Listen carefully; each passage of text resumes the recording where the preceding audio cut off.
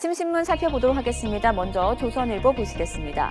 최근 인도네시아에서 열린 북한 주민 인권 개선 행사에 북한 외교관들이 들이닥쳐 회방을 놓고 행사 참석 탈북자들을 위협했다는 소식 YTN에서 단독으로 보도를 해드렸었는데요. 북한 당국이 주 인도네시아 대사를 전격 교체했다는 기사입니다. 교체 이유에 대해선 문책성 인사, 즉 북한 인권 세태를 고발하는 행사를 막지 못했기 때문이라는 분석이 나왔는데요.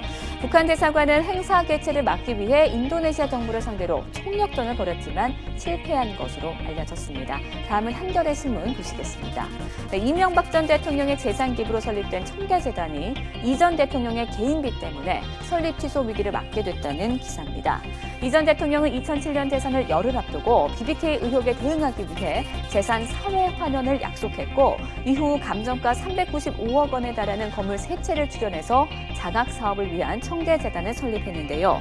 하지만 재단 설립 당시 은행에서 대출받은 30억까지 기부 자산으로 재단에 떠넘겼고 청계재단은 이 30억과 이자 납부 등을 위해 50억 원을 차입했는데 차입금 50억을 오는 11월 1일까지 갚지 못하면 장학재단 설립 허가는 취소된다고 합니다. 다음은 서울신문 살펴보겠습니다.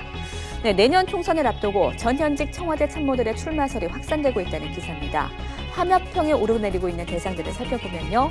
민경욱 청와대 대변인, 또 박종준 대통령 경호실 차장, 조윤선 전 정무수석과 김선동 전 정무비서관, 김행전 대변인 등인데요. 친박계 일각에서는 박근혜 키즈 양산을 위해서 조금 더 적극적으로 후보들을 발굴해야 한다는 주장이 나오고 있어서 행정관에서도 출마자가 나올 가능성이 있다고 신문을 전하고 있습니다. 마지막으로 동아일보 보시겠습니다. 우리나라 20대가 느끼는 사회적 지위, 즉 사회 내에서 차지하는 비중 또는 자부심이 바닥인 것으로 나타났습니다. 국제조사 전문기관의 자료 분석 결과 한국의 20대가 느끼는 사회적 지위는 비교 대상 51개국 가운데 꼴찌에서 두 번째, 한국보다 낮은 나라는 가나뿐인 것으로 나타났습니다.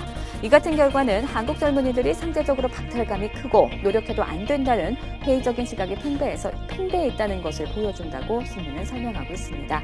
지금까지 오늘 아침 신문 살펴봤습니다.